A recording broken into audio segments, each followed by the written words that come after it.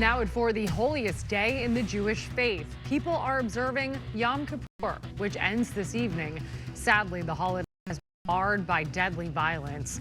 Good afternoon. This is the KTLA 5 News at 4. I'm Samantha Cortese. And I'm John Finolio. 2 men were killed by an attacker at a synagogue in the United Kingdom earlier today. Houses tightening security here and across the country. KTLA's Jillian Smuckler joins us live from the Temple of the Arts at the Saban Theater in Beverly Hills. Hi, Jillian.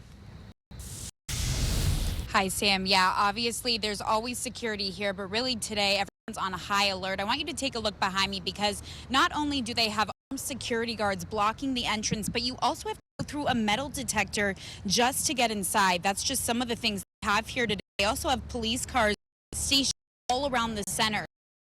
Here is pretty somber, not only because it's Yom Kippur, holiest day of the Jewish calendar, but people are arriving cautiously today, knowing that security is tighter than ever. Now, this all stems from a man attacking a Jewish synagogue in Manchester during Yom Kippur services today using a car and a knife. 2 men were reportedly killed and 3 were seriously injured before the suspect was shot dead by police. Now, as a result, Jewish communities are ramping up patrols at synagogues and temples, including here at home.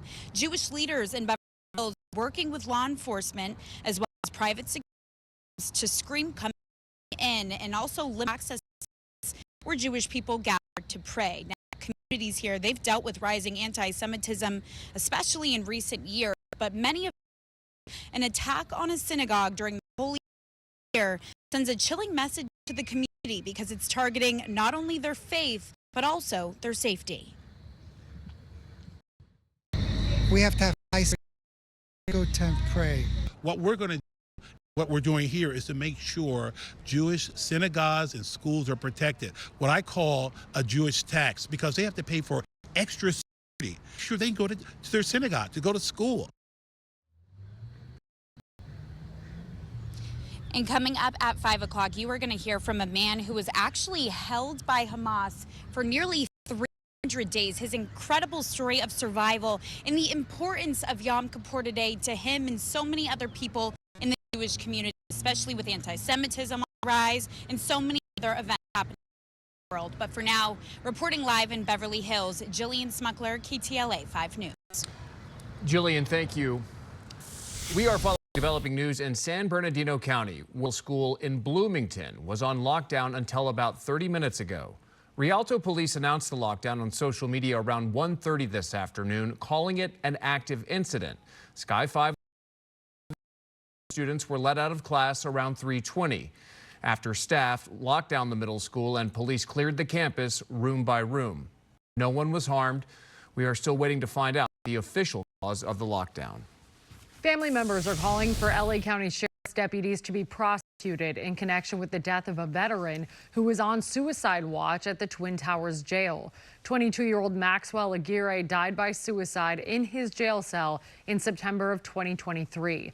Attorneys for the family claim the deputies were distracted while watching videos and did not properly monitor him. The family has filed a wrongful death lawsuit against LA County and the Sheriff's Department. You're saying a 22-year-old vet, no criminal history,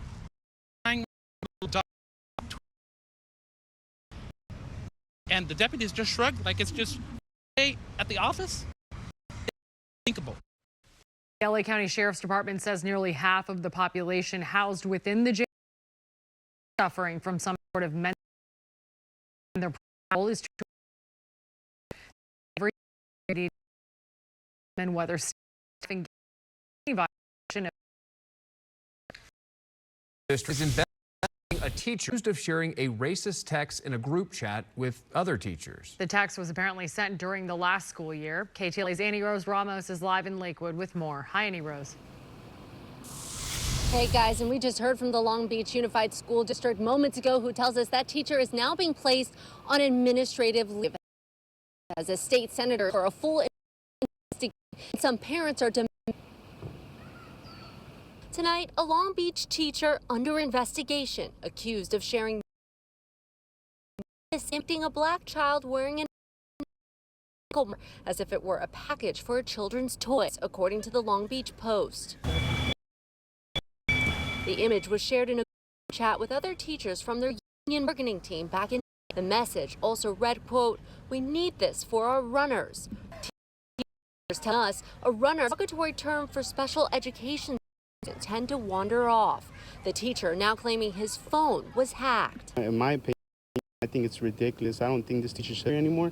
And actually, I was going to go to the Long Beach Unified School District to put this, to the superintendent. The student will speak to KTLA, but the Long Beach Unified is releasing a statement saying in part, quote, "They do not condone conduct that is disrespectful, or harmful. The district is investigating this matter." You shouldn't be commenting quickly when you have media as a teacher. You need to keep it to yourself. The state senator representing this area now calling for a full investigation.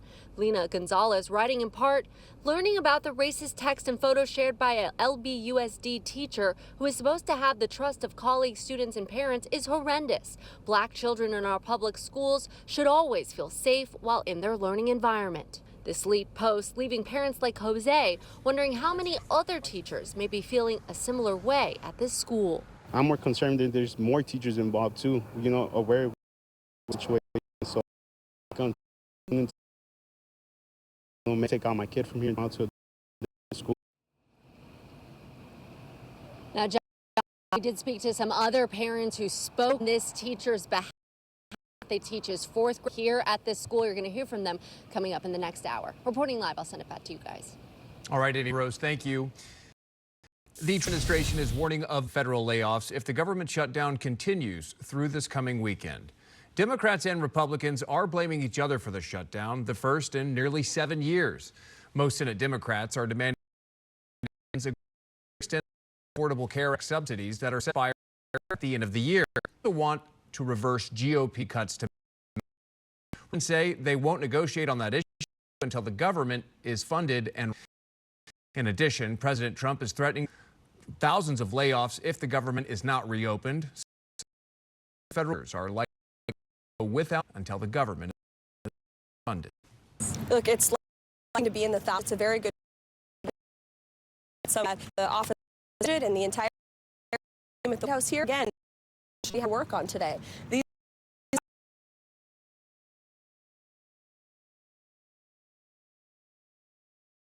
That's competing proposals.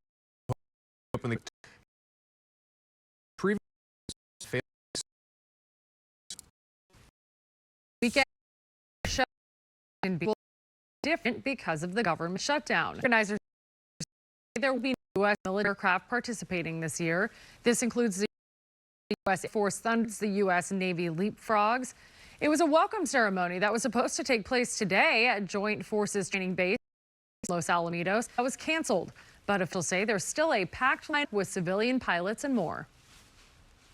Really, there was nothing that could be done, right? A shutdown means a shutdown, and as much as we tried to appeal to say that air shows are essential, that obviously those decisions are made far above his pay grade. It's still a 5-hour show. It's still going to be an awesome air show with more attractions than any other air show in the United States. The 3-day event carry on with appearances by the Canadian birds in the World Falcon. Runs tomorrow, Sunday. All right, we've got more coming up on the news. Ty Goldberg, forecast. Yeah, from the skies, looking at sunshine today. However, look a lot.